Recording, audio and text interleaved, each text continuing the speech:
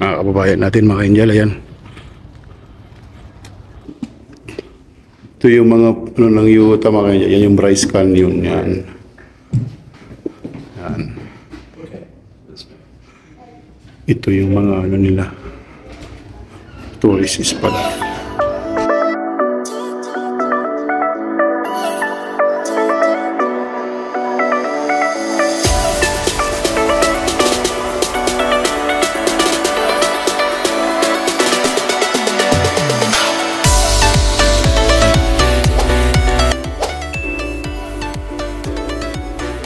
Meanwhile, Hula ho, mga Angel! Ito naman po ang iyong lingkod, ang iyong katropa at kalakwatya, Kuya JJ. So, nasa Salt Lake City tayo, mga Angel, sa Utah, state ng Utah. At pupunta po tayo ng state capital at mag-picture-picture lang doon. Then after that, we are going to Moab, hindi ko alam yung pronunciation nila, basta magandang scenic view, canyon na scenic view, ganyan. At all the way po tayo din sa Horseshoe Bend sa Arizona po na yata yun. So samahan nyo po kami at paglalakwat na tayo, mga Angel. So ito po ay a freeway going to downtown Salt Lake City, ang capital city ng Utah. So nasa Highway 15 po tayo, mga Angel. So 15, mga Angel, all the way po yan doon sa all the way po ito sa California. Yan, mahaba po ito. At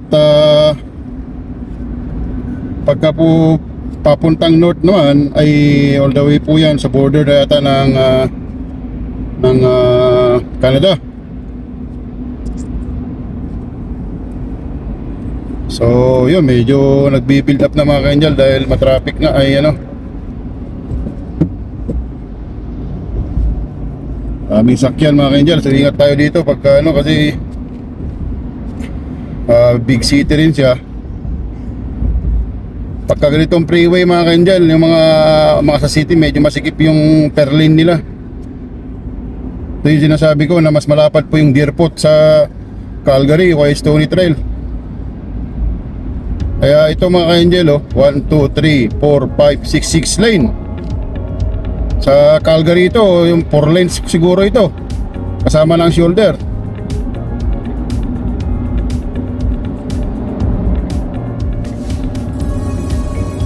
So approaching tayo ng downtown sa Salt Lake City, mga Angel. Yan.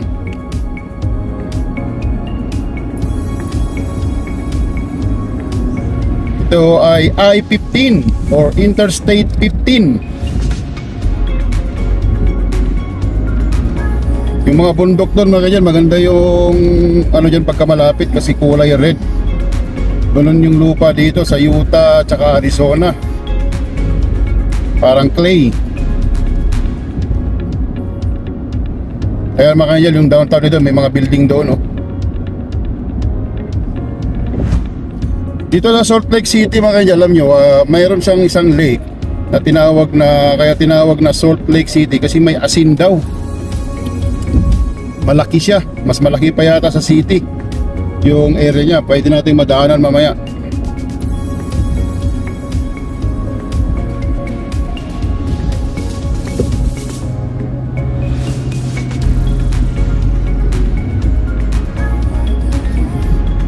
Mag-exit tayo sa exit 309.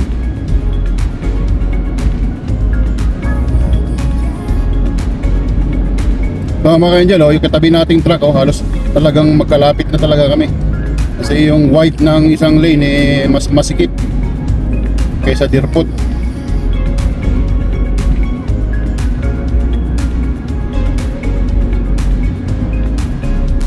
So tignan lang natin yung kasama natin kung magkabuntot pa kami. Kasi pagka merge, mga Angel,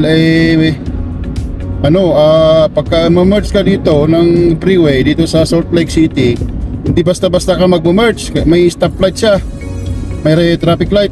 So kumbaga red, tapos green, go. Red ulit. Kinokontrol niya yung merging ng mga car kasi yung volume siguro marami para may iwas disgrasya. Napansin ko rin yan sa California, sa LA especially, dahil siguro sa volume ng car doon marami. So which is good.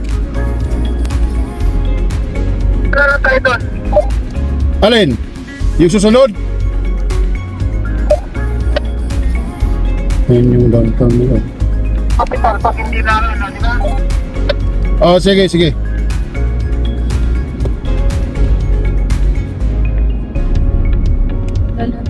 Hmm.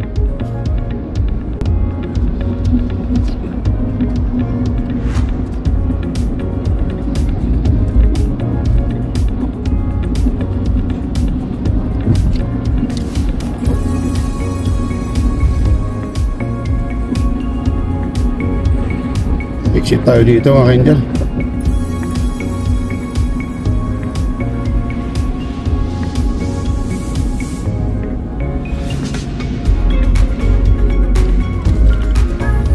Dito ko na ako nag-exit plan para makita yung downtown niya. Salt Lake City, Utah mga ka-angel. Ayan.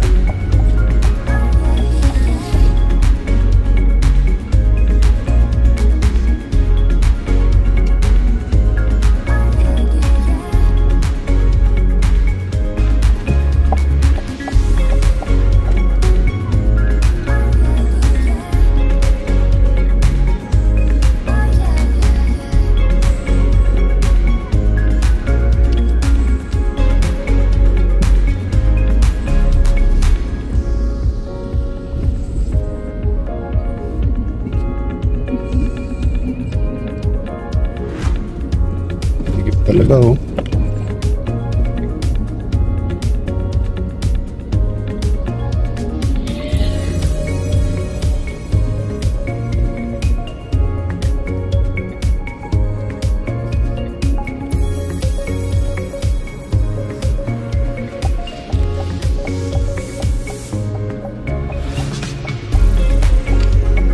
Ito yung downtown nila mga ka-angel.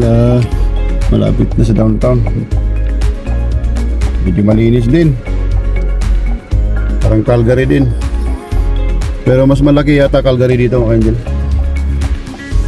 Mas malaki yung area ng Calgary pa rin. Saka yung mga downtown niya.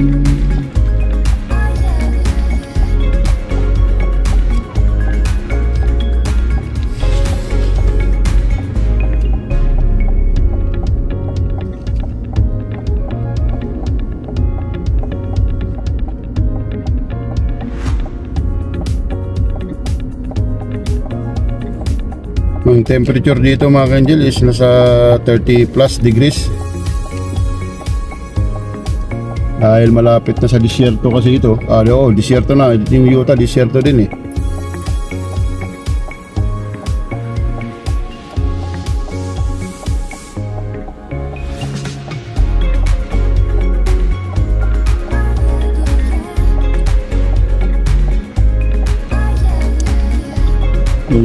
Dito na malinis din. Pagka ganyan mga ka-angel, pwede tayo mag-proceed.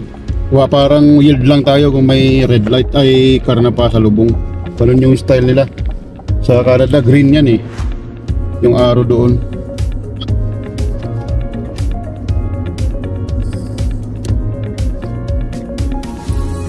Oh, may maganda silang simbahan mga ka-angel sa right oh.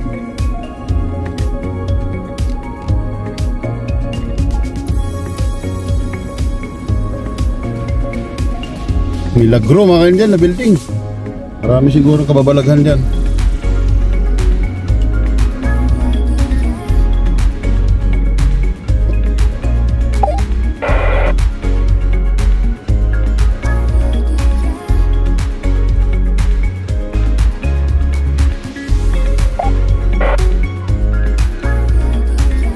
Medyo walang galong tao mga kanya. Baka nasa opisina na sila. Si Lunes ngayon, baka ipasok ng mga tao kasi nasa loob. Eh wala pang ano. Kapi-kapi. Sumotong si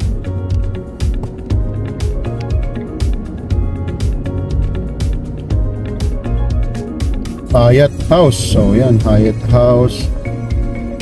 Refugee, mga angel, oh. Refugee na opisina.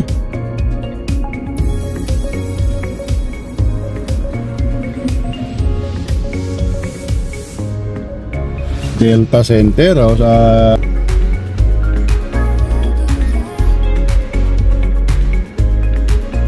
wala tayong nakikitang Pilipino so far, mga angel.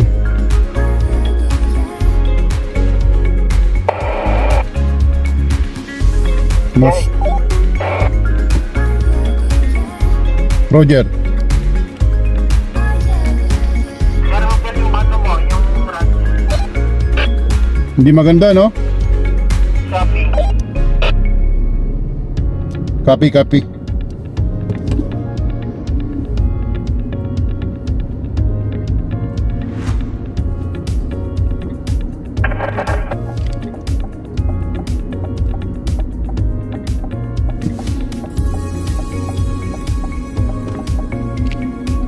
Lapit ng State Capitol, mga angel. So mag-ride tayo dito maya maya.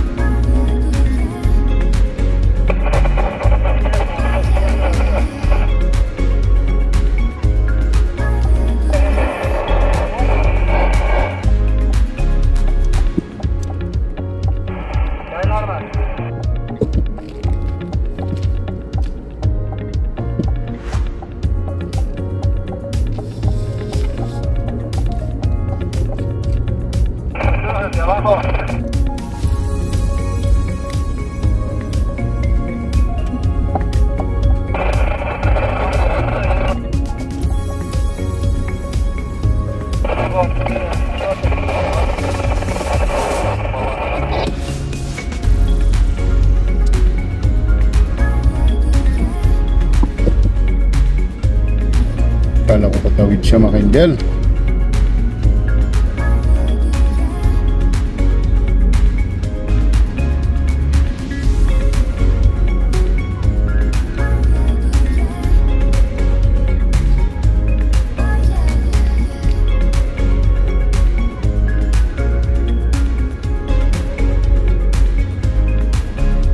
May gandang castle doon, mga angel, oh. Ginagawa sa right.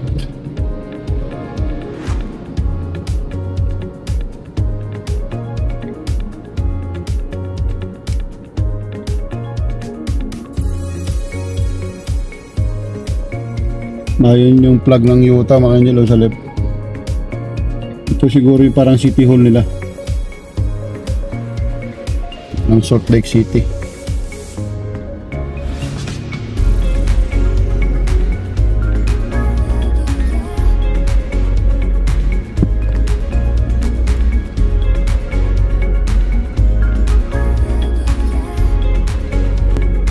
Parang City Hall ng Vancouver, mga angel.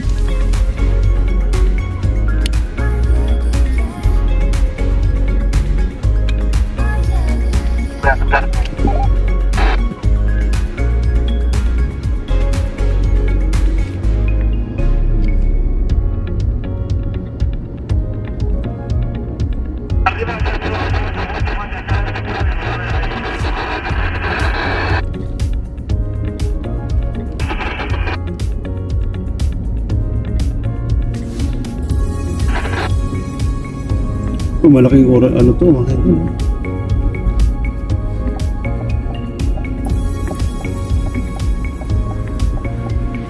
So akyat tayo dito, mga angel, mag-left tayo.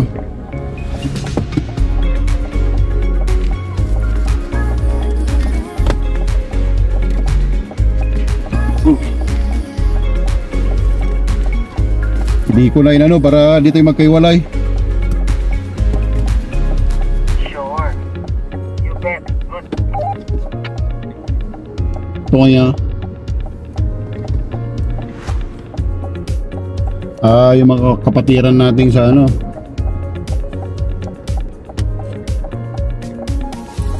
Magpupursid tayo mga ka-angel, but be careful. So, palagpasin muna natin dun si kuya. Yan. Pwede na tayo dito mga ka-angel. Yan.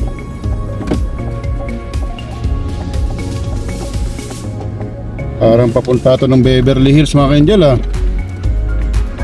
Akyat. Ay, perlas, malinis din yung Salt Lake City.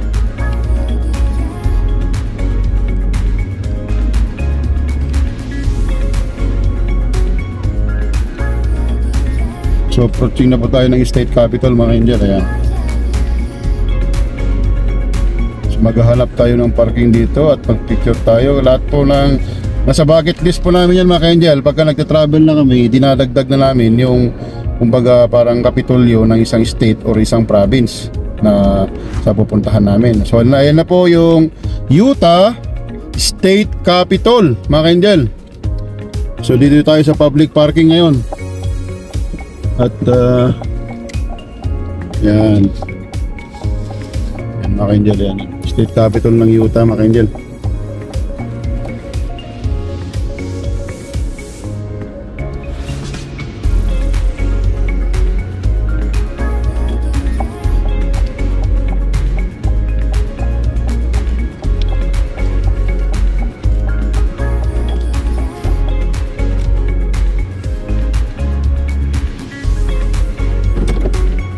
Sorry.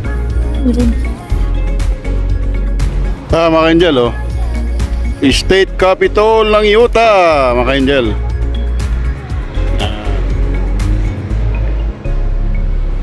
Ganda rin, parang Capitol ng US talaga.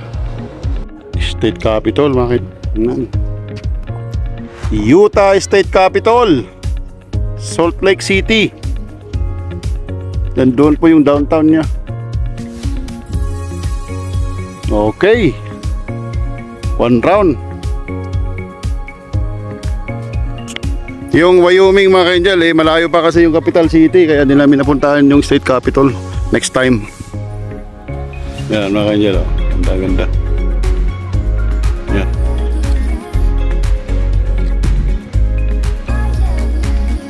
Kababayan natin mga ka-angel, ayan. Ito yung mga ano ng Utah mga ka-angel. Yan yung Bryce Canyon. Yan.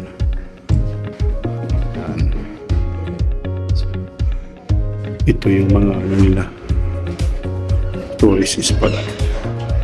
Ang ganda, magaganda siya. Souvenir shop tayo mga angel.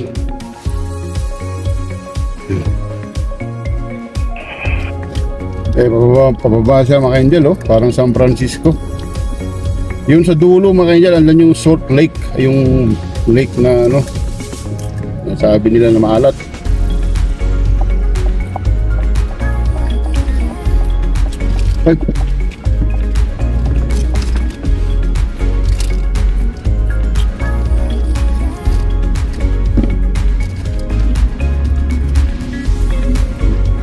Pababa rin siya talaga mga angel. Yan. Tarik mga angel. Oh, delikado to pag snow.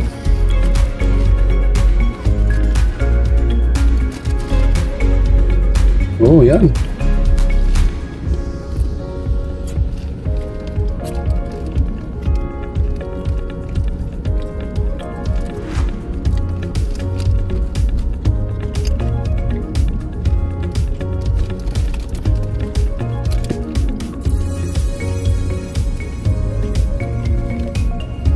Bundok mga ka-angel, tingnan nyo. Oh, ayan oh. Talagang nakaiba yung bundok din nila.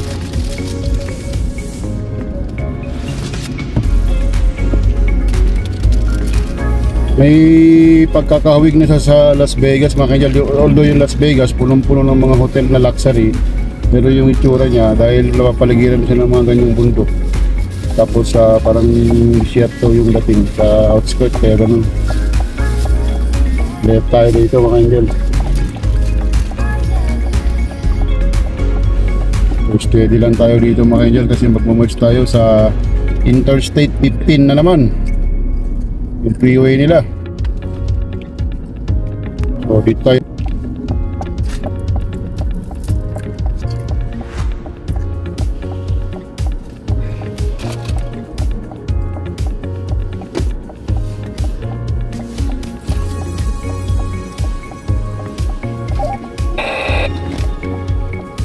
Sumerge tayo mga angel.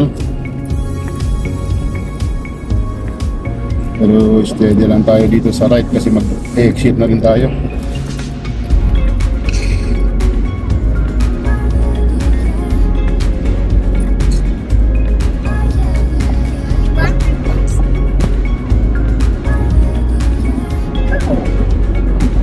So ulit tayo exit mga angel sa Reno 8.5 sa I-80 naman tayo pag-exit mga angel. Yan.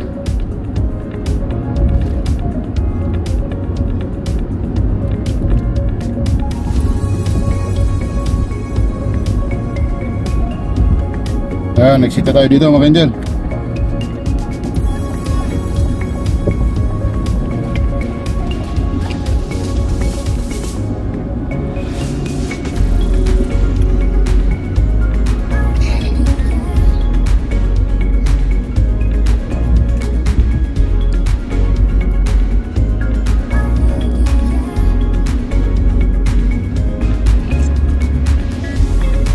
So ito naman po ay I-80 Interstate 80.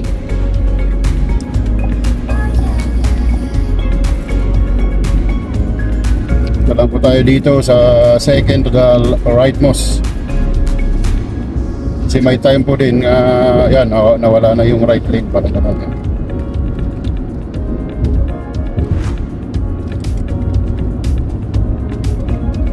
At least 3 lanes po yung freeway nila dito mga angel. So better stay lang po yung pangatlo from the left. Kung di kayo sigurado sa mga freeway o ilang lanes, better at least 3 lanes po yung pinaka minimum na napansin ko eh. Ewan ko lang sa ibang state but maybe the same din.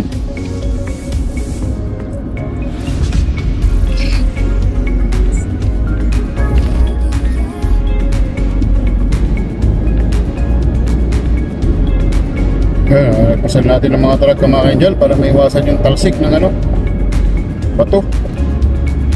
Tapos balik tayo dun sa lane natin mga sa gitna.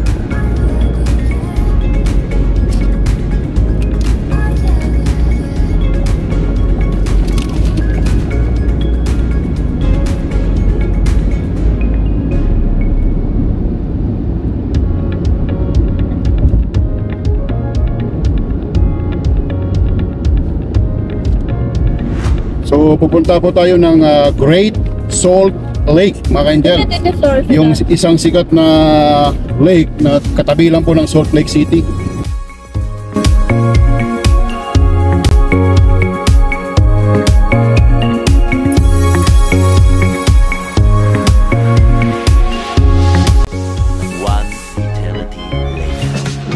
So yun mga ka-angel, at yun po yung naging video namin. At medyo short video lang siya. Kinat-cut po kasi siya kasi yung sa memory po kasi ng phone namumroblema ko ng memory ng phone at that time.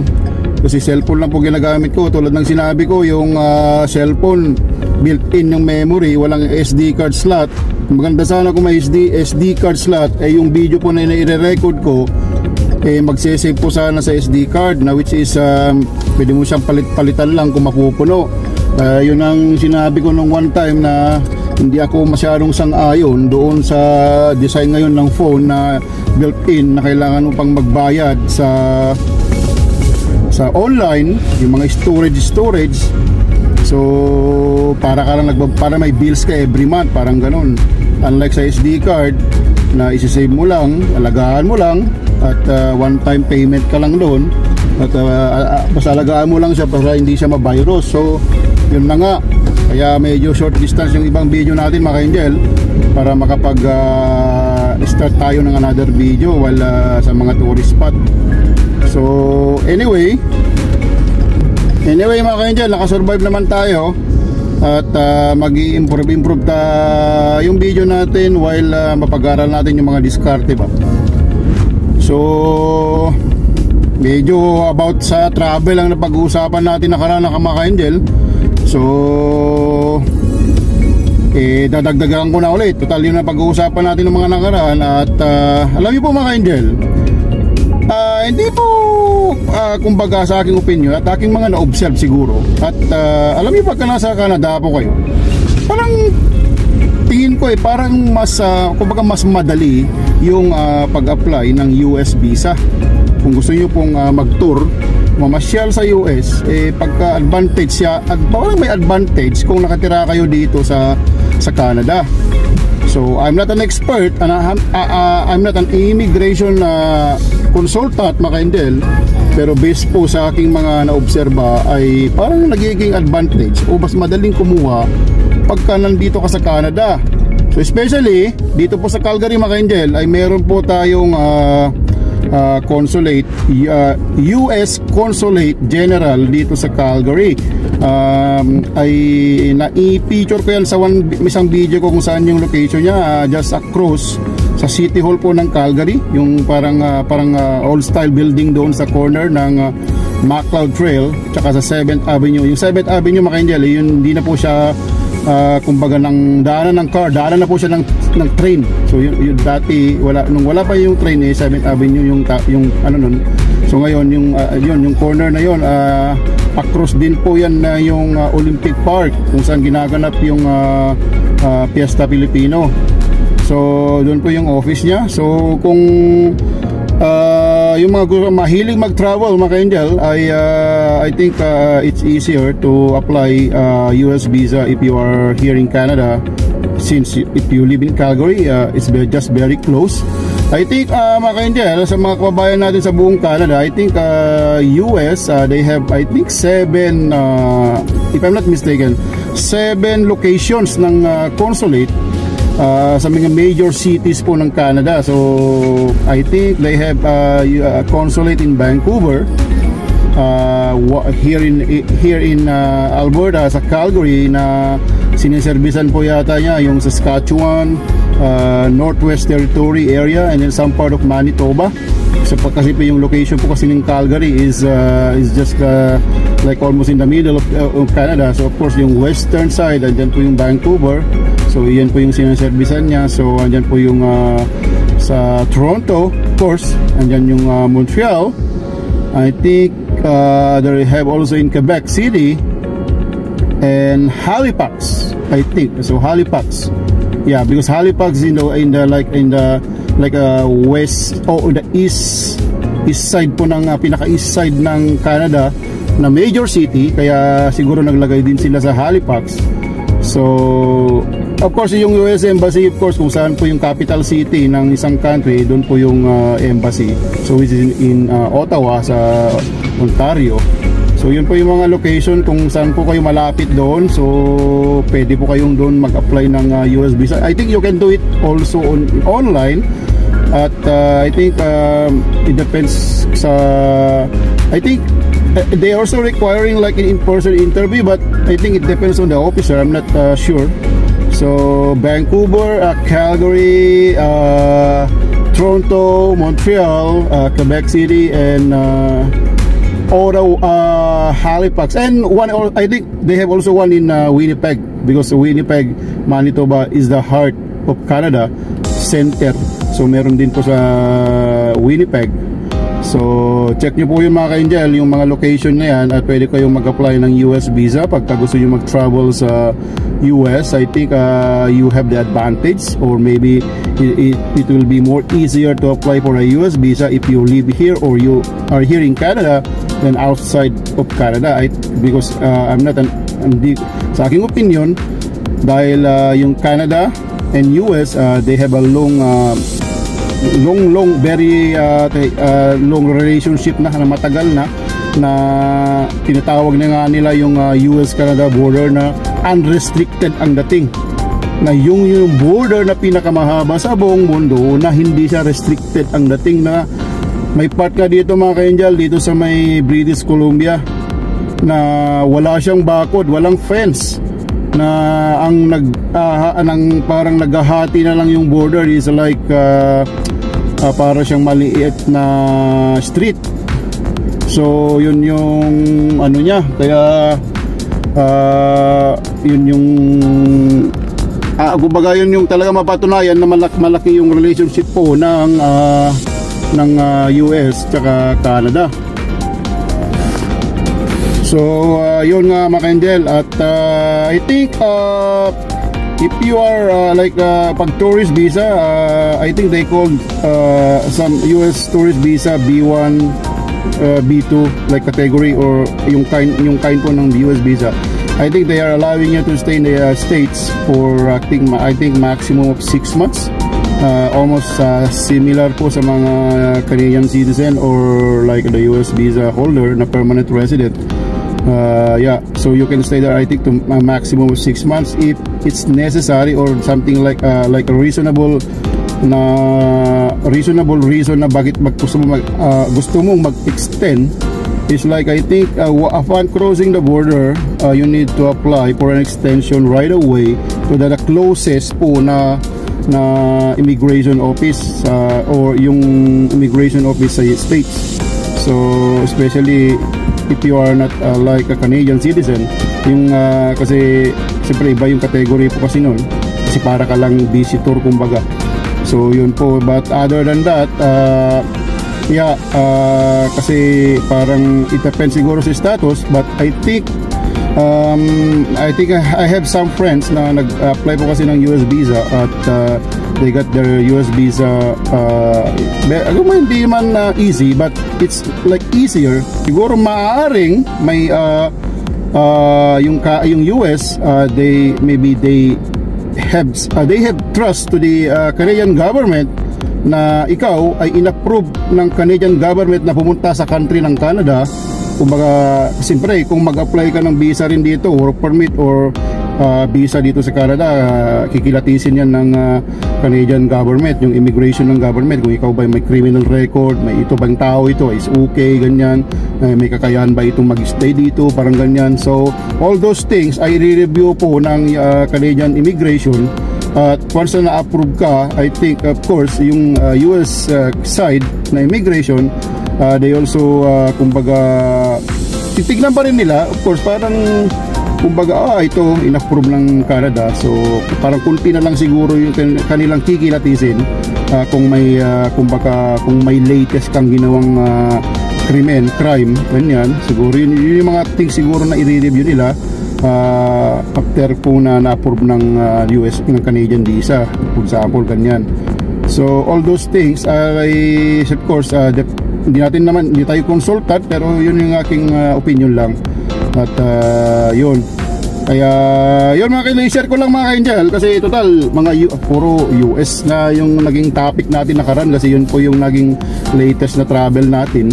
At yung mga gusto kong mag-travel sa US ay binibigyan ko lang po ng mga idea na we have if you live in Alberta, we have a US consulate, United States Consulate General dito po sa Calgary, and of course our Philippine consulate is we have also here in Calgary. We have a Philippine Consulate General also in Calgary, also in downtown. Kaya lahat po ng ano niyan, yung kung may mga expert po ng ganyan, ng mga passport, yan, we have a Philippine consulate here. At saka so unlike before po na Vancouver po yung closest before, wala pang consulate ng Philippines dito dati. So it's good dahil nagtayo sila dito, dahil po kasi yung Calgary mga ka-angel, it's growing yung population po ng Pilipino dito. At yun na nga, nagbo-boom talaga po yung Calgary. At one more thing, Calgary mga ka-angel is one of the top top choice po ng mga tao, yung mga nagmamigrate sa Canada na lilipat dito.